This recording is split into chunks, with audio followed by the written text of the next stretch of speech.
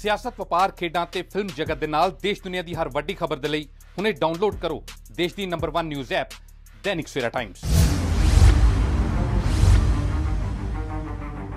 नमस्कार, दैनिक सवेरा टीवी देख रहे साडे सारे दर्शकों का स्वागत है जी। मैं हाँ पमिल भाटिया। लॉकडाउन ने हर खेत्र ਦੇ ਵਿੱਚ ਵੱਖੋ-ਵੱਖ ਢੰਗ ਦੇ ਨਾਲ ਅਸਰ ਵਿਖਾਇਆ। ਆਪਸੀ ਰਿਸ਼ਤਿਆਂ ਨੂੰ ਲੈ ਕੇ ਵੀ ਲਾਕਡਾਊਨ ਦੇ ਵੱਖੋ-ਵੱਖਰੇ ਕਿਸਮ ਦੇ ਅਸਰ ਨਜ਼ਰ ਆਏ ਨੇ। ਕੁਝ ਲੋਕਾਂ ਨੇ ਜ਼ਿੰਦਗੀ ਦੇ ਵਿੱਚ ਠਹਿਰਾਵ ਮਹਿਸੂਸ ਕੀਤਾ, ਪਰਿਵਾਰ ਦੇ ਨਾਲ ਸਮਾਂ ਬਿਤਾਇਆ, ਪਰ ਕਈ ਲੋਕ ਅਜਿਹੇ ਵੀ ਨੇ ਜੋ ਘਰ ਦੀ ਚਾਰ ਦੀਵਾਰੀ ਦੇ ਵਿੱਚ ਆਪਣੇ ਪਰਿਵਾਰਾਂ ਦੇ ਲਈ ਹੀ ਮੁਸੀਬਤ ਬਣ ਗਈ। ਅਸੀਂ ਗੱਲ ਕਰ ਰਹੇ ਹਾਂ ਡੋਮੈਸਟਿਕ ਵਾਇਲੈਂਸ ਦੀ। ਇਸ ਲਾਕਡਾਊਨ ਦੇ ਸਮੇਂ ਦੇ ਦੌਰਾਨ ਘਰੇਲੂ ਹਿੰਸਾ ਦੇ ਮਾਮਲਿਆਂ ਦੇ ਵਿੱਚ ਜ਼ਬਰਦਸਤ ਉਛਾਲ ਨਜ਼ਰ ਆਇਆ। ਹਾਲਾਂਕਿ ਬਾਹਰ ਸੜਕਾਂ ਦੇ ਉੱਤੇ ਹੋ ਰਹੇ ਕ੍ਰਾਈਮ ਦੇ ਵਿੱਚ ਗਿਰਾਵਟ ਆਈ ਹੈ। ਅੱਜ ਸਾਡੇ ਨਾਲ ਖਾਸ ਮਹਿਮਾਨ ਮੌਜੂਦ ਨੇ। ਪੰਜਾਬ ਸਟੇਟ ਵੂਮਨ ਕਮਿਸ਼ਨ ਦੇ ਚੇਅਰਪਰਸਨ ਮਨੀਸ਼ਾ ਗੁਲਾਟੀ ਸਾਡੇ ਨਾਲ ਇਸ ਬਾਰੇ ਗੱਲਬਾਤ ਕਰਨ ਦੇ ਲਈ ਮੌਜੂਦ ਹੈਗੇ ਨੇ। ਉਹਨਾਂ ਤੋਂ ਪੁੱਛਾਂਗੇ ਕਿ ਜਿਹੜੇ ਘਰੇਲੂ ਹਿੰਸਾ ਦੇ ਮਾਮਲਿਆਂ ਦੇ ਵਿੱਚ ਇਹਨਾਂ ਉਛਾਲ ਆਇਆ, ਉਹਨਾਂ ਦਾ ਅਸਲ ਆંકੜਾ ਕੀ ਹੈਗਾ ਤੇ ਜਿਹੜਾ ਕ੍ਰਾਈਮ ਆਫ ਜੋ ਨੇਚਰ ਆਫ ਕ੍ਰਾਈਮ ਹੈਗਾ ਉਹ ਕੀ ਹੈਗਾ, ਕਿਸ ਤਰ੍ਹਾਂ ਦੇ ਕੇਸ ਸਾਹਮਣੇ ਆ ਰਹੇ ਨੇ। ਮਨੀਸ਼ਾ ਜੀ, ਬਹੁਤ ਬਹੁਤ ਸਵਾਗਤ ਹੈ दैनिक ਸਵੇਰਾ ਦੇ। ਧੰਨਵਾਦ ਜੀ। ਮਨੀਸ਼ਾ ਜੀ, ਸਭ ਤੋਂ ਪਹਿਲਾਂ ਇਹੀ ਗੱਲ, ਜਿਹੜੀ ਕੀ ਆંકੜਾ ਹੈਗਾ ਤੁਹਾਡਾ ਕਮਿਸ਼ਨ ਦੇ ਕੋਲ, ਜਿਹੜੀਆਂ ਸ਼ਿਕਾਇਤਾਂ ਆ ਰਹੀਆਂ ਨੇ, ਕਿੰਨੀਆਂ ਸ਼ਿਕਾਇਤਾਂ ਆ ਰਹੀਆਂ ਨੇ, ਕੀ ਬੋਲ ਰਹੇ ਨੇ ਆંકੜੇ? ਦੇਖੋ, ਇਹ ਜਦੋਂ ਦਾ 23 ਮਾਰਚ ਦਾ ਲਾਕਡਾਊਨ ਹੋਇਆ ਹੈ ਉਸ ਤੋਂ ਇੱਕ ਹਫ਼ਤੇ ਬਾਅਦ ਹੀ ਸਾਨੂੰ ਮੇਲ ਆਉਣੀਆਂ ਸ਼ੁਰੂ ਹੋ ਗਈਆਂ।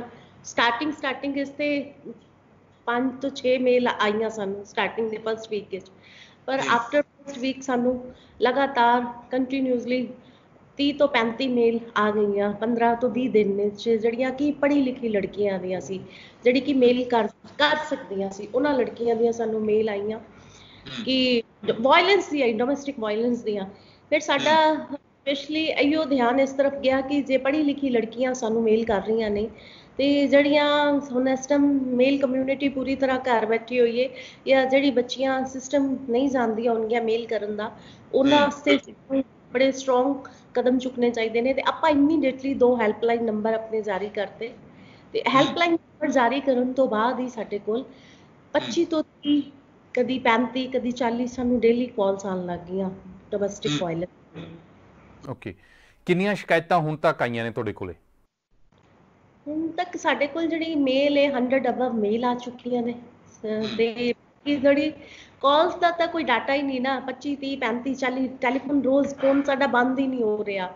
ਤੇ ਨਹੀਂ, ਪਰ ਜਿਹੜੀਆਂ ਕਾਲਸ ਆ ਰਹੀਆਂ ਨੇ ਫਿਰ ਉਹ ਕੰਪਲੇਂਟ ਕਿਤੇ ਰਜਿਸਟਰ ਹੋ ਰਹੀਆਂ ਨੇ ਜਾਂ ਫਿਰ ਉਹਨਾਂ ਨੂੰ ਕਿਸ ਤਰ੍ਹਾਂ ਰਿਸਪੌਂਡ ਕਰਦੇ ਹੋ ਤੁਸੀਂ? ਅਗਰ ਉਹ ਕਿਤੇ ਡਾਟਾ ਨਹੀਂ ਬਣ ਰਿਹਾ ਤੇ ਫਿਰ ਉਹਦਾ ਮਤਲਬ ਕੀ ਹੈਗਾ? ਡਾਟਾ ਇਸ ਕਰਕੇ ਨਹੀਂ ਬਣ ਰਿਹਾ ਕਿ ਪੰਜਾਬ ਸਰਕਾਰ ਨੇ ਹਾਲੇ ਤੱਕ ਸਾਰੇ ਆਫਿਸਿਸ ਬੰਦ ਕੀਤੇ ਹੋਏ ਨੇ। ਸਾਡਾ ਵੀ ਆਫਿਸ ਹਲੇ ਨਹੀਂ ਰਿਹਾ, ਪਰ ਇਸ ਕੰਡੀਸ਼ਨ ਨੂੰ ਦੇਖਦੇ ਹੋਏ ਮੇਰਾ ਆਫਿਸ ਪੰਜਾਬ ਦਾ ਕਮਿਸ਼ਨ ਦਾ ਚੰਡੀਗੜ੍ਹ ਵਿੱਚ ਹੀ ਹੈ। ਮੈਂ ਇਸ ਟਾਈਮ ਅੰਮ੍ਰਿਤਸਰ ਹਾਂ ਤੇ ਮੈਂ ਆਪਣੇ ਸਟਾਫ ਨੂੰ ਹਫ਼ਤੇ 'ਚ 2 ਵਾਰੀ ਬੁਲਾ ਰਹੀ ਹਾਂ। ਹੁਣ ਇਸ ਤਰ੍ਹਾਂ ਹੋ ਰਿਹਾ ਕਿ ਟੈਲੀਫੋਨਿਕ ਹੈਲਪਲਾਈਨ ਤੇ ਜਿਹੜਾ ਨੰਬਰ ਹੈ ਉਹ ਮੇਰੇ ਇੱਕ ਪ੍ਰਾਈਵੇਟ ਸੈਕਟਰੀ ਕੋਲ ਹੈ, ਇੱਕ ਨੰਬਰ ਮੇਰੇ ਕੋਲ ਹੈ। ਤੇ ਜਦੋਂ ਜਿਹੜੀਆਂ ਪਹਿਲੇ ਤੋਂ ਡਿਸਪਿਊਟ ਚੱਲ ਰਹੇ ਨੇ ਫੈਮਲੀਜ਼ ਦੇ, ਉਹ ਲੜਕੀਆਂ ਨੂੰ ਵੀ ਬਹੁਤ ਪ੍ਰੋਬਲਮ ਹੈ। ਉਹਨਾਂ ਪ੍ਰੋਬਲਮਸ ਵਿੱਚ ਇੱਕ ਪ੍ਰੋਬਲਮ ਇਹ ਨਿਕਲ ਕੇ ਆ ਰਹੀ ਹੈ ਕਿ ਮਦਰਸ ਕੋਲ ਬੱਚੇ ਖੋਹ ਲਿੱਤੇ ਗਏ। 7 ਤੋਂ 8, 10 ਕੇਸ ਇੱਦਾਂ ਦੇ ਨੇ ਕਿ ਜਿਨ੍ਹਾਂ ਕੋਲੋਂ ਕੋਈ 8 ਮਹੀਨੇ ਦਾ ਬੱਚਾ, ਕੋਈ 2 ਸਾਲ ਦਾ ਬੱਚਾ ਖੋਹ ਲਿੱਤਾ ਗਿਆ। ਹੁਣ ਤੁਸੀਂ ਪੁੱਛਿਆ ਕਿ ਡਾਟਾ ਕਿੱਥੇ ਗਿਆ ਇਹਨਾਂ ਦਾ? ਡਾਟਾ ਇਸ ਤਰ੍ਹਾਂ ਹੈ ਕਿ ਨਾਲੋਂ ਨਾਲ ਆਪਾਂ, ਸਾਡੀ ਜਿਹੜੀ ਪੁਲਿਸ ਅਥਾਰਟੀ ਹੈ, ਕਿਉਂਕਿ ਕਮਿਸ਼ਨ ਦੀ ਇਨਵੈਸਟੀਗੇਸ਼ਨ ਏਜੰਸੀ ਪੁਲਿਸ ਹੀ ਹੈ, ਤੇ ਆਪਾਂ ਨਾਲੋਂ ਨਾਲ ਮੈਂ ਸਾਰੇ ਆਫਿਸਰਸ ਪੰਜਾਬ ਦੇ ਮੇਰੇ ਨਾਲ WhatsApp ਤੇ ਹੈਗੇ ਨੇ। ਇਮੀਡੀਏਟਲੀ ਉਹਨਾਂ ਨੂੰ WhatsApp, ਮੇਰਾ ਜਿਹੜੇ ਸੀਨੀਅਰ ਆਫਿਸਰਸ ਨੇ, ਪੁਲਿਸ ਕਮਿਸ਼ਨਰ ਹੈ, SSP ਹੈ, IG ਹੈ, ਜਿਹੜੇ ਜ਼ੋਨ ਦੇ IG ਜਿਨ੍ਹਾਂ ਦੇ ਅੰਡਰ 5-6 ਜ਼ਿਲ੍ਹੇ ਹੁੰਦੇ ਨੇ, ਉਹਨਾਂ ਨੂੰ ਇਮੀਡੀਏਟਲੀ ਫੋਰਵਰਡ ਕਰ ਦਿੱਤੀਆਂ ਜਾਂਦੀਆਂ ਨੇ।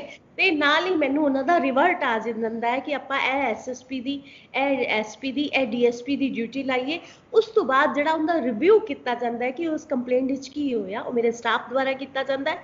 ਮੈਂ ਵੀ ਕੰਪਲੇਨੈਂਟ ਨਾਲ 2 ਦਿਨ ਬਾਅਦ ਗੱਲ ਕਰਨੀ ਹੈ ਕਿ ਉਹਦੀ ਕਿੰਨੀ ਸੈਟਿਸਫੈਕਸ਼ਨ ਹੈ ਜਾਂ ਕੀ ਹੈ।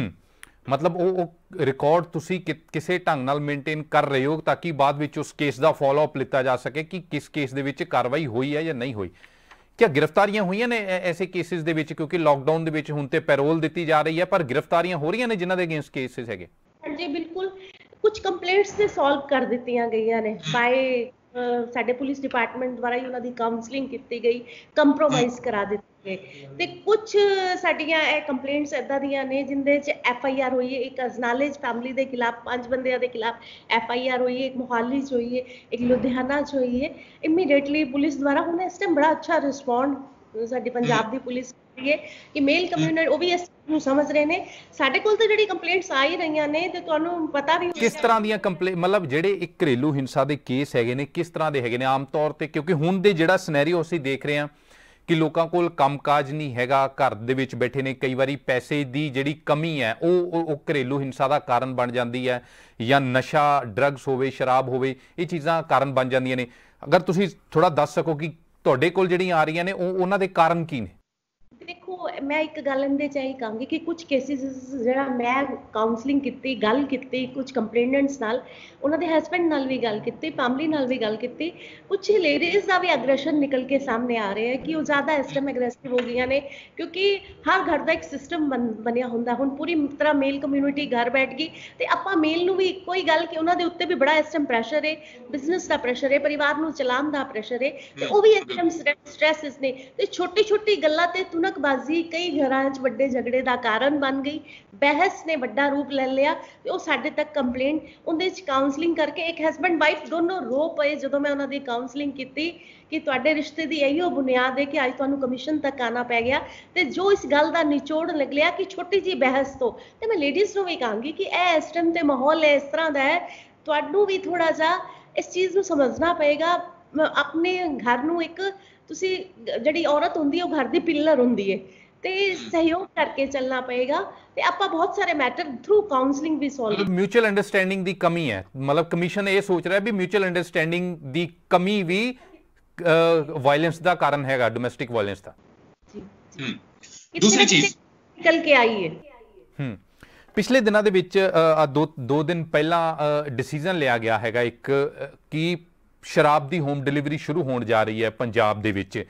ਕਈ ਸਾਰੀਆਂ ਮਹਿਲਾਵਾਂ ਨੇ ਸੋਸ਼ਲ ਮੀਡੀਆ ਦੇ ਉੱਤੇ ਵੀ ਇਸ ਚੀਜ਼ ਦਾ ਵਿਰੋਧ ਕੀਤਾ ਕਿ ਇਹ ਫੈਸਲਾ ਨਹੀਂ ਲਿਆ ਜਾਣਾ ਚਾਹੀਦਾ। ਈਵਨ ਕਾਂਗਰਸ ਦੇ ਹੀ ਕੁਝ ਸੀਨੀਅਰ ਕਾਂਗਰਸ ਦੇ ਹੀ ਕੁਝ ਲੀਡਰਸ ਨੇ ਵੀ, ਫੀਮੇਲ ਲੀਡਰਸ ਨੇ ਵੀ ਇੰਨੀ ਗੱਲ ਕੀਤਾ ਕਿ ਇਹ ਡਿਸੀਜਨ ਰਿਵਿਊ ਹੋਣਾ ਚਾਹੀਦਾ, ਇਹਦੇ ਨਾਲ ਡੋਮੈਸਟਿਕ ਵਾਇਲੈਂਸ ਦੇ ਕੇਸ ਵਧਣਗੇ। ਤੁਸੀਂ ਕੀ ਸੋਚ ਰਹੇ ਹੋ ਐਜ਼ ਅ ਕਮਿਸ਼ਨ ਦੇ ਚੇਅਰਪਰਸਨ? ਜਿੰਨੀਆਂ ਵੀ ਲੇਡੀਜ਼ ਨੇ ਪੋਲੀਟੀਕਲ ਬੈਕਗ੍ਰਾਉਂਡ ਤੋਂ ਸਟੇਟਮੈਂਟ ਦਿੱਤੀ, ਮੈਂ ਉਹਨਾਂ ਸਭ ਦੀ ਇਸ ਗੱਲ ਦਾ ਸਮਰਥਨ ਕਰਨੀ ਆ, सम्मान ਕਰਨੀ ਆ ਕਿ ਬਹੁਤ ਅੱਛੀ ਗੱਲ ਉਹਨਾਂ ਨੇ ਚੁੱਕੀ ਹੈ। ਡੈਫੀਨੇਟਲੀ ਵਾਇਲੈਂਸ ਪਹਿਲੇ ਤੋਂ ਹੋ ਰਹੀ ਹੈ ਤੇ ਆਪਾਂ ਵੀ ਸਰਕਾਰ ਨੂੰ as a commission the chairperson ਆਪਾਂ ਸਰਕਾਰ ਨੂੰ ਲਿਖਿਆ ਕਿ ਇਹਦੇ ਤੇ ਰਿਵਿਊ ਕਰਨ, ਵਿਚਾਰ ਕਰਨ। ਔਰ ਸਰਕਾਰ ਨਾਲ ਸਾਡੀ ਗੱਲਬਾਤ ਵੀ ਹੋਈ ਹੈ, ਮੇਰੀ CM ਸਾਹਿਬ ਨਾਲ ਵੀ ਗੱਲਬਾਤ ਹੋਈ ਹੈ ਕਿ ਸ਼ਰਾਬ ਦੀ ਹੋਮ ਡਿਲੀਵਰੀ ਹੋਣ ਨਾਲ ਕੋਈ ਵਾਇਲੈਂਸ ਤਾਂ ਨਹੀਂ ਵਧੇਗੀ। ਪਰ ਇੱਕ ਗੱਲ ਮੈਂ ਇਹ ਵੀ ਕਹਾਂਗੀ ਕਿ ਇਹ ਨਾ ਸਰਕਾਰ ਦਾ ਹੀ ਫੈਸਲਾ ਹੈ ਕਿ ਕਮਿਸ਼ਨ ਤੇ ਸਿਰਫ ਸੁਜੈਸ਼ਨਸ ਦੇ ਸਕਦਾ ਹੈ ਜਾਂ ਸਾਡਾ ਕੰਮ ਹੈ ਕਨਸਟੀਟਿਊਸ਼ਨਲ ਜਿਹੜੇ ਔਰਤ ਦੇ ਰਾਈਟਸ ਨੇ ਉਹਨਾਂ ਨੂੰ ਦੇਖਣਾ, ਵਾਇਲੈਂਸ ਨੂੰ ਦੇਖਣਾ, ਰੋਕਣਾ ਤੇ ਸਰਕਾਰ ਨਾਲ ਰਾਬਤਾ ਰੱਖਣਾ। ਆਪਾਂ ਜ਼ਰੂਰ ਇਹਦੇ ਤੇ ਹੁਣ ਨਜ਼ਰ ਰਹੇਗੀ ਕਿ ਜੇ ਸ਼ਰਾਬ ਦੀ ਹੋਮ ਡਿਲੀਵਰੀ ਸ਼ੁਰੂ ਹੁੰਦੀ ਹੈ, ਵਾਇਲੈਂਸ ਵੱਧਦੀ ਹੈ ਤੇ ਸਰਕਾਰ ਸਾਡੇ ਨਾਲ ਟੱਚ ਹੈ। ਆਪਾਂ ਜ਼ਰੂਰ, ਜਿਸ ਤਰ੍ਹਾਂ ਰਾਜਸਥਾਨ ਗਵਰਨਮੈਂਟ ਨੇ ਫੈਸਲਾ ਇੱਕ ਵਾਰੀ ਸ਼ਰਾਬ ਦਾ ਕਰਕੇ ਵਾਪਸ ਲਿੱਤਾ ਹੈ ਔਨ ਕਰਕੇ, ਤੇ ਸਾਡੀ ਸਰਕਾਰ ਵੀ ਜੇ ਇਸ ਤਰ੍ਹਾਂ ਦਾ ਫੈਸਲਾ ਨਹੀਂ ਵਾਪਸ ਲੈਂਦੀ ਔਰ ਜੇ ਵਾਇਲੈਂਸ ਵੱਧਦੀ ਹੈ ਤੇ ਡੈਫੀਨੇਟਲੀ ਕੋਈ ਵੀ ਸਰਕਾਰ ਜਾਂ ਕੋਈ ਵੀ ਮੁੱਖ ਮੰਤਰੀ ਕਦੇ ਵੀ ਨਹੀਂ ਚਾਹੇਗਾ ਕਿ ਉਹਦੀ ਸਟੇਟ ਵਿੱਚ ਕਿਸੇ ਚੀਜ਼ ਕਰਕੇ ਮਾਹੌਲ ਖਰਾਬ ਹੋਏ ਜਾਂ ਵਾਇਲੈਂਸ ਵਧੇ। ਨਹੀਂ, ਇਹੀ ਗੱਲ ਹੈ, ਕਮਿਸ਼ਨ ਇਹ ਫੈਸਲਾ ਵਾਪਸ ਤਾਂ ਨਹੀਂ ਲੈ ਸਕਦਾ, ਕਮਿਸ਼ਨ ਸਿਫਾਰਿਸ਼ ਕਰ ਸਕਦਾ ਕਿ ਇਸ ਫੈਸਲੇ ਦੇ ਇਹ ਨਤੀਜੇ ਨਿਕਲ ਸਕਦੇ ਨੇ। ਇਹੀ ਤੁਸੀਂ ਜੋ ਲਿਖ ਕੇ ਭੇਜਿਆ ਸਰਕਾਰ ਨੂੰ, ਕੀ ਕਿਹਾ ਗਿਆ ਇਸ ਵਿੱਚ? ਮੈਂ ਤੁਹਾਡੀ ਜ਼ੁਬਾਨੀ ਸੁਣਨਾ ਚਾਹੁੰਦਾ। ਆਲਰੇਡੀ ਇਹੋ ਹੀ ਲਿਖਿਆ ਹੈ ਕਿ ਡੋਮੈਸਟਿਕ ਵਾਇਲੈਂਸ ਨੂੰ ਦੇਖਦੇ ਹੋਏ ਸਰਕਾਰ ਨੂੰ ਆਪਣੇ ਇਸ ਫੈਸਲੇ ਤੇ ਗੌਰ ਕਰਨਾ ਚਾਹੀਦਾ ਹੈ ਔਰ ਇਸ ਚੀਜ਼ ਲਈ ਵੀ ਸਾਨੂੰ ਸਰਕਾਰ ਨੂੰ ਇੱਕ ਆਸ਼ਵਾਸਨ ਦੇਣਾ ਚਾਹੀਦਾ ਹੈ ਕਿ ਜੇ ਵਾਇਲੈਂਸ ਵੱਧਦੀ ਹੈ, ਕਮਿਸ਼ਨ ਦੀ ਚੇਅਰਪਰਸਨ ਹੋਣ ਦੇ ਨਾਤੇ ਸਰਕਾਰ ਆਪਣਾ ਸਹਿਯੋਗ, ਸਰਕਾਰ ਲਾਅ ਐਂਡ ਆਰਡਰ ਦੀ ਵਿਵਸਥਾ ਨੂੰ ਕਿਸ ਤਰ੍ਹਾਂ ਦਰੁਸਤ ਲਿਖੇਗੀ। ਕੋਈ ਜਵਾਬ ਆਇਆ ਕਮਿਸ਼ਨ ਨੂੰ ਸਰਕਾਰ ਵੱਲੋਂ? ਕੱਲ ਹੀ ਲਿਖਿਆ ਹੈ। ਕੱਲ ਮੈਂ ਚੰਡੀਗੜ੍ਹ ਆਈ ਹੋਈ ਸੀ, ਆਪਣੇ ਸਟਾਫ ਨੂੰ ਬੁਲਾਇਆ ਹੋਇਆ ਸੀ ਤੇ ਮੁੱਖ ਮੰਤਰੀ ਜੀ ਨਾਲ ਸਾਡੀ ਫੋਨ ਤੇ ਗੱਲ ਹੋਈ ਹੈ। ਮੇਰੀ ਪੰਜਾਬ ਦੇ DGP ਦਿਨਕਰ ਗੁਪਤਾ ਜੀ ਨਾਲ ਗੱਲ ਹੋਈ ਹੈ, ਹੁੰਦੀ ਰਹਿੰਦੀ ਹੈ ਸਾਡੇ DGP ਨਾਲ ਲਾਅ ਐਂਡ ਆਰਡਰ ਦੇ ਕੁਛ ਨਾ ਕੁਛ, ਉਹ ਵੀ ਮੇਰੇ ਟੱਚ 'ਚ ਨੇ, ਮੈਨੂੰ ਪੁੱਛਦੇ ਰਹਿੰਦੇ ਕਿ ਡੋਮੈਸਟਿਕ ਵਾਇਲੈਂਸ ਦੀ ਕਿੰਨੀਆਂ ਕੰਪਲੇਂਟਸ ਆ ਰਹੀਆਂ ਨੇ, ਕਿਉਂਕਿ ਸਾਡੀ ਇਨਵੈਸਟੀਗੇਸ਼ਨ ਏਜੰਸੀ ਪੁਲਿਸ ਹੀ ਹੈ, ਪੰਜਾਬ ਪੁਲਿਸ ਹੀ ਹੈ ਤੇ ਗੱਲ ਹੁੰਦੀ ਰਹਿੰਦੀ। ਪਿਛਲੇ ਦਿਨਾਂ ਦੇ ਵਿੱਚ ਇੱਕ ਚੀਜ਼ ਦਾ ਜ਼ਿਕਰ ਤੁਸੀਂ ਕੀਤਾ ਸੀਗਾ ਕਿ ਕਮਿਸ਼ਨ ਆਪਣਾ ਇਨਵੈਸਟੀਗੇਸ਼ਨ ਵਿੰਗ ਬਣਾਉਣਾ ਚਾਹ ਰਿਹਾ ਖੁਦ, ਕਿ ਤੁਹਾਨੂੰ ਪੁਲਿਸ ਸਟਾਫ ਦਿੱਤਾ ਜਾਵੇ ਵੱਖਰਾ, ਤਾਂ ਕਿ ਕਮਿਸ਼ਨ ਇਸ ਤਰ੍ਹਾਂ ਦੇ ਕੇਸਿਸ ਦੀ ਜਾਂ ਹੋਰ ਜਿਹੜੇ ਕੇਸਿਸ ਕਮਿਸ਼ਨ ਦੇ ਕੋਲ ਆਉਂਦੇ ਉਹ ਖੁਦ ਇੰਡੀਪੈਂਡੈਂਟਲੀ ਜਾਂਚ ਕਰਵਾ ਸਕੇ। ਉਹ ਫੈਸਲਾ ਕਿਆ ਸਰਕਾਰ ਨੇ ਮੰਨਿਆ ਨਹੀਂ ਜਾਂ ਵਿੱਚੇ ਰਹਿ ਗਿਆ, ਕੀ ਬਣਿਆ ਕਿ ਉਸ ਡਿਸੀਜਨ ਦਾ?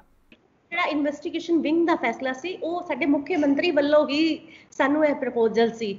ਮੈਂ ਬਹੁਤ ਖੁਸ਼ਕਿਸਮਤ ਹਾਂ ਕਿ ਪੰਜਾਬ ਸਰਕਾਰ ਦਾ ਪਾਰਟ ਹਾਂ।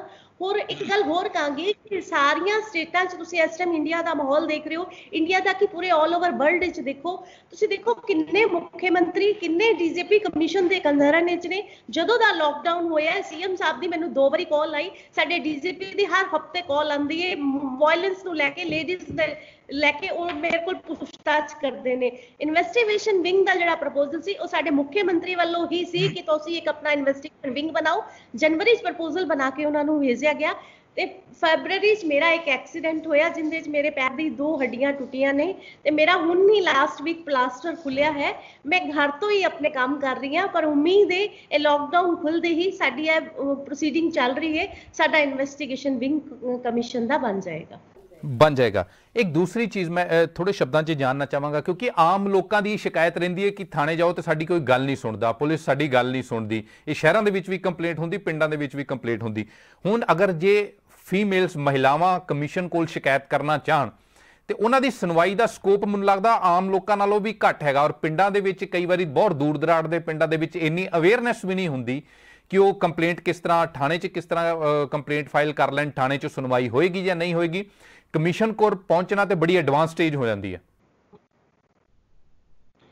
मैं बिल्कुल सहमत हाँ तुहाडी इस गल तो कि जो लोगों के मन च एक धारणा बन चुकी है कि पुलिस साडी सुनवाई नहीं करती, या मैनूं लगता है कि जिहड़े कंप्लेनेंट होंदे ने उन्हां नूं अज तक कोई ऐसा ऑफिसर नहीं मिलिया होना, या किते ना किते कुछ कम्यूनीकेशन इस तरह की रह जाती है, या थल्लड़े लैवल ते कुछ ना कुछ गुमराह किया जाता है, मिसगाइड किया जाता है, और सम पुलिस वाले सपोर्ट नहीं भी करते। इस गल तो भी मैं एग्री करती हाँ, क्योंकि साडे कोल भी कंप्लेंट्स इस तरह दी आंदियां हैगियां ने। पर जिथे तक कमीशन का सवाल है, जदों मैं कमीशन का चार्ज संभालिया सी साडे कोल 15 तो 20 कंप्लेंट्स रोज दी आ रही सी। आज दी डेट विच साडे कोल 70 100 लॉकडाउन तो पहला जिहड़ी पोस्ट आंदी सी कंप्लेंट 70 80 100 120 कंप्लेंट्स पर डे दी आ रही ने। अवेयरनेस वधी है, लोकां नूं कमीशन दे बारे च पता चलिया। बस इक्को ही गल कहांगी कि डिपेंड करता है कि कमीशन नूं रन कौन कर रहा है, और सरकार विदाउट सीएम दे सपोर्ट तो, सरकार दे सपोर्ट तो कमीशन एक कॉस्मैटिक है। कमीशन का कोई मायना नहीं जे सरकार का सपोर्ट नहीं है, तुसीं रन ही नहीं कर सकते, क्योंकि जो भी सपोर्ट सरकार कोलों सानू चाहिए है एक कमीशन नूं। मैनूं लगदा है मैं किसी नूं क्रिटिसाइज नहीं अंदे ते करदी कि मेरे तो पहले पंजाब वुमेन कमीशन का की स्वरूप सी या किस तरह रन हो रहा सी, क्योंकि मैं चेयर ते हां, मैनूं सिर्फ अपने काम नाल मतलब है, तो मैं अपनी ही गल करांगी कि इस टाइम मैनूं सरकार का सपोर्ट है ते आपां अच्छा काम कर रहे हैं, और आने वाले टाइम में आपां मनीषा जी तुहानूं सरकार दा सपोर्ट होएगा, ये तुहाडे लई चंगी गल हो सकदी है, पर आम लोकां नूं कानून दी सपोर्ट होनी बहुत जरूरी हैगी है कि लोगों की सुनवाई होवे। सिक्योरिटी फोर्स का मतलब है सोशली सिक्योर फील कराना सरकार की जिम्मेवारी हैगी है। लोगों को लगता कि जुडिशियल बेसिकली दरअसल जिहड़े केस रजिस्टर होए ने, जो कमीशन भी केस रजिस्टर करा रहा, इक्का दुक्का केस च अगर गिरफ्तारियां हुई, क्या लॉकडाउन करफ्यू हटन तो बाद उन्होंने केसां दे विच गिरफ्तारियां होणगियां या नहीं होणगियां? क्योंकि फिलहाल तो जेलां भी खाली कर रहे हैं कि तुसीं जिहड़े छोटे मोटे केस है उन्होंने पैरोल दे के घर भेज दो। ਇਹਦੀ स्थिति बाद ਵਿੱਚ ਕੀ ਹੋਏਗੀ, ਤੁਸੀਂ ਕੁਝ ਇੰਸ਼ੋਰ ਕਰ ਸਕਦੇ ਹੋ? देखो ऐते बाद ਦੀ स्थिति ਤੇ ਆਪਾਂ बिल्कुल कर सकते हैं। साडा पहले तो ही काम इस तरह चल रहा है कमीशन का कि मैं तुहानूं जे तुसीं मेरे कोल एक डाटा मंगवाना ऑफिस खुल्लण तो बाद, मैं तुहानूं डाटा दांगी कि जदों दे मैं कमीशन का चार्ज संभालिया किन्ने केस आपां बिल्कुल खत्म कर चुके हैं, कंप्रोमाइज करवा चुके हैं, सॉर्ट आउट हो चुके हैं। ये डिपेंड करता है तुहाडी अपनी कि तुसीं अपनी कुर्सी दे नाल कितना कुछ जस्टिस कर रहे हो, ते मैनूं लगदा है कि मैं पूरा जस्टिस कर रही हां। बहुत सारे केसेस विच कंप्रोमाइज करवाया है, तो बहुत सारे केसेस इंसाफ दिवाया गया है। कुछ केसेस क्रूशियल केसेस होंदे ने कि जिहड़े कमीशन नहीं देख सकता, इन्वेस्टिगेशन की जरूरत है, वो पंजाब के डीजीपी नूं पुलिस डिपार्टमेंट नूं रैफर कर दिते जांदे ने, ते उन्हां दा रिव्यू बाद विच मंगवाया जांदा है। पर किसी तरह की कोई गलबात कर रहे हो कि जिहड़े इस तरह के केसेस आ रहे, क्योंकि कमीशन ते भी भरोसा तां ही बनेगा ना लोगों को, अगर जो कोई इंटरव्यू देख रहा लग रहा है कि हाँ वाकई कमीशन कॉस्मैटिक तो नहीं हैगा, इत्थे जाण दा कोई फायदा नहीं, फिर असीं थाणे चलीए या असीं सीधे रस्ते ही जाइए। क्योंकि अगर जे ये मैसेज जाता कि कार्रवाई नहीं होएगी बाद विच ਜੇ ਅਸੀਂ ਕੰਪਲੇਨੈਂਟ ਆਂਦਾ ਉਹ ਹੋਰ ਜ਼ਿਆਦਾ ਰਿਸਕ ਦੇ ਵਿੱਚ ਆ ਜਾਂਦਾ, ਕਿਉਂਕਿ ਇਹ ਇਸ ਤਰ੍ਹਾਂ ਦੇ ਕੇਸਿਸ ਦੇ ਵਿੱਚ ਜਿਹੜੇ ਮੁਲਜ਼ਮ ਨੇ ਤੇ ਜਿਹੜੇ ਪੀੜਿਤ ਨੇ ਉਹ ਦੋਨੋਂ ਇੱਕ ਛੱਤ ਦੇ ਥੱਲੇ ਹੈਗੇ ਨੇ। ਇਹ ਜ਼ਿਆਦਾ ਖਤਰਨਾਕ ਸਥਿਤੀ ਹੋ ਜਾਂਦੀ ਹੈ। ਦੇਖੋ ਇਹ ਤੇ ਹੁਣ ਤੁਸੀਂ ਇੱਕੋ ਗੱਲ ਪੁੱਛੀਏ ਕਿ ਤੁਸੀਂ ਕਿਆ ਸਭ ਦੀ ਸੈਟੀਸਫੈਕਸ਼ਨ ਕਰਵਾ ਪਾਉਂਦੇ ਹੋ। ਇਹ ਬਹੁਤ ਔਖਾ ਕੰਮ ਹੁੰਦਾ ਹੈ। ਕਮਿਸ਼ਨ ਨੂੰ ਚਲਾਣਾ ਇਟਸ ਅ ਵੈਰੀ ਡਿਫਿਕਲਟ ਤੁਹਾਡੇ ਲਈ। ਤੁਹਾਡੀ ਇਨਵੈਸਟੀਗੇਸ਼ਨ ਏਜੰਸੀ ਪੁਲਿਸ ਹੈ। ਤੁਸੀਂ ਕਈ ਵਾਰੀ ਚੋਰ ਕਦੀ ਵੀ ਚੋਰੀ ਕਰਕੇ ਨਹੀਂ ਮੰਨਦਾ ਕਿ ਉਹਨੇ ਚੋਰੀ ਕੀਤੀ ਹੈ, ਜਾਂ ਕੋਈ ਗਲਤੀ ਕਰਕੇ ਨਹੀਂ ਮੰਨਦਾ ਉਹਨੇ ਗਲਤੀ ਕੀਤੀ ਹੈ। ਸਾਨੂੰ ਇਨਵੈਸਟੀਗੇਸ਼ਨ ਥਰੋਲੀ ਕਰਾਣੀ ਪੈਂਦੀ ਹੈ। ਡਰ ਲੱਗਦਾ ਰਹਿੰਦਾ ਸਾਨੂੰ ਵੀ ਕਿਸੇ ਵੇਲੇ ਕਿ ਸਾਡੇ ਕੋਲ ਹੀ ਕੋਈ ਮਿਸਟੇਕ ਨਾ ਹੋ ਜਾਏ, ਲੜਕੇ ਨਾਲ ਹੀ ਆਪਾਂ ਕਦੀ ਕੁਛ ਹੈ ਕੁਝ ਨਾ, ਕੋਈ ਨਿਰਦੋਸ਼ ਨਾ ਹੋਏ। ਤੇ ਬੜਾ ਲੈਂਥੀ ਪ੍ਰੋਸੈਸ ਹੈ, ਪਰ ਕੋਸ਼ਿਸ਼ ਇਹੋ ਕੀਤੀ ਜਾਂਦੀ ਕਿ ਹਰ ਕਿਸੇ ਨਾਲ ਜਸਟਿਸ ਹੋਏ। ਮੇਰੀ ਪੂਰੀ ਕੋਸ਼ਿਸ਼ ਇਹੋ ਹੁੰਦੀ ਹੈ ਕਿ ਸਭ ਜੋ ਮੇਰੇ ਕੋਲ ਆ ਰਹੇ ਨੇ ਉਹਨਾਂ ਨੂੰ ਇਨਸਾਫ ਮਿਲੇ। ਮੇਰੇ ਕੋਲ ਇੱਕ ਅੱਛਾ ਖਾਸਾ ਡਾਟਾ ਹੈਗਾ, ਆਪਾਂ ਇੱਕ ਡਾਕੂਮੈਂਟਰੀ ਜੀ ਹਾਂ, ਆਖਰੀ ਸਵਾਲ ਹੈਗਾ, ਜਿਹੜੇ ਬਹੁਤ ਦੂਰ ਦਰਾੜ ਦੇ ਰਿਮੋਟ ਏਰੀਆਜ਼ ਦੇ ਵਿੱਚ ਰਹਿਣ ਵਾਲੇ ਲੋਕ ਹੈਗੇ ਨੇ, ਪਿੰਡਾਂ ਥਾਵਾਂ ਤੇ ਰਹਿਣ ਵਾਲੇ ਲੋਕ ਨੇ, ਅਗਰ ਉਹਨਾਂ ਨੇ ਕੰਪਲੇਂਟ ਕਰਨੀ ਹੁਣ ਤਾਂ ਉਹਨਾਂ ਕੋਲ ਜ਼ਰੀਆ ਕੀ ਹੈਗਾ, ਤਰੀਕਾ ਕੀ ਹੈ, ਕਿਸ ਤਰ੍ਹਾਂ ਕਰ ਸਕਦੇ? ਕਿਉਂਕਿ ਸ਼ਹਿਰਾਂ ਦੇ ਲੋਕ ਦਾ ਫਿਰ ਵੀ ਇੱਕ ਮਾਈਂਡਸੈਟ ਥੋੜਾ ਜਿਹਾ ਫਰਕ ਹੋ ਜਾਂਦਾ ਕਈ ਵਾਰੀ। ਅੱਜ ਕੱਲ ਤੇ ਵੈਸੇ ਪਿੰਡਾਂ ਦੀ ਲੜਕੀਆਂ ਵੀ ਸਾਡੀਆਂ ਬਹੁਤ ਐਜੂਕੇਟਿਡ ਹੋ ਰਹੀਆਂ ਨੇ, ਪੜ੍ਹ ਰਹੀਆਂ ਨੇ, ਬਟ ਟਾਈਮ ਟੂ ਟਾਈਮ ਸਾਡੇ ਜਿਹੜੇ ਕਮਿਸ਼ਨ ਦੇ 9 ਮੈਂਬਰ ਵੀ ਨੇ, ਕੰਪੇਨ ਚਲਾਈ ਜਾਂਦੀ ਹੈ।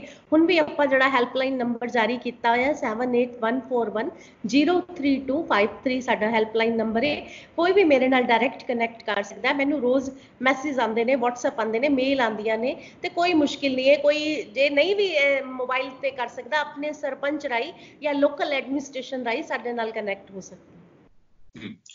ਠੀਕ ਹੈ ਮਨੀਸ਼ਾ ਜੀ, ਬਹੁਤ ਬਹੁਤ ਧੰਨਵਾਦ ਸਾਡੇ ਨਾਲ ਗੱਲਬਾਤ ਕਰਨ ਦੇ ਲਈ, ਸਾਨੂੰ ਸਮਾਂ ਦੇਣ ਦੇ ਲਈ। ਸੋ ਇਹ ਸਨ ਮਨੀਸ਼ਾ ਗੁਲਾਟੀ, ਜਿਹੜੇ ਕਹਿ ਰਹੇ ਨੇ ਕਿ ਜੇ ਹੋਮ ਡਿਲੀਵਰੀ ਸ਼ਰਾਬ ਦੀ ਸ਼ੁਰੂ ਹੁੰਦੀ ਹੈ ਤਾਂ ਡੋਮੈਸਟਿਕ ਵਾਇਲੈਂਸ ਦੇ ਕੇਸਿਸ ਦੇ ਵਿੱਚ ਵਾਧਾ ਹੋ ਸਕਦਾ ਹੈ। ਹਾਲਾਂਕਿ ਕਮਿਸ਼ਨ ਨੇ ਆਪਦੇ ਤੌਰ ਦੇ ਉੱਤੇ ਵੀ ਸਰਕਾਰ ਨੂੰ ਸਿਫਾਰਿਸ਼ ਭੇਜੀ ਹੈ ਕਿ ਇਸ ਫੈਸਲੇ ਨੂੰ ਵਾਪਸ ਲਿਆ ਜਾਏ, ਇਸ ਫੈਸਲੇ ਤੇ ਰਿਵਿਊ ਕੀਤਾ ਜਾਏ। ਪਰ ਇਹ ਮੰਦਭਾਗੀ ਗੱਲ ਹੈਗੀ ਆਪਦੇ ਆਪ ਦੇ ਵਿੱਚ ਕਿ ਜਿਸ ਸਮੇਂ ਲੋਕਾਂ ਨੂੰ ਘਰ ਪਰਿਵਾਰ ਦੇ ਨਾਲ ਸਮਾਂ ਬਿਤਾਉਣ ਦਾ ਮੌਕਾ ਮਿਲਿਆ, ਉਸ ਸਮੇਂ ਘਰੇਲੂ ਹਿੰਸਾ ਦੇ ਕੇਸਿਸ ਵੀ ਲਗਾਤਾਰ ਵੱਧ ਰਹੇ ਨੇ। ਪਰ ਕਮਿਸ਼ਨ ਦਾ ਆਪਣਾ ਨਜ਼ਰੀਆ ਹੈਗਾ ਕਿ ਜਿਹੜੀ ਆਪਸੀ ਮਿਊਚੁਅਲ ਅੰਡਰਸਟੈਂਡਿੰਗ ਦੀ ਘਾਟ ਵੀ ਘਰੇਲੂ ਹਿੰਸਾ ਦਾ ਕਾਰਨ ਬਣ ਰਹੀ ਹੈ। ਬਹੁਤ ਬਹੁਤ ਧੰਨਵਾਦ ਮਨੀਸ਼ਾ ਜੀ ਸਾਡੇ ਨਾਲ ਗੱਲਬਾਤ ਕਰਨ ਦੇ ਲਈ।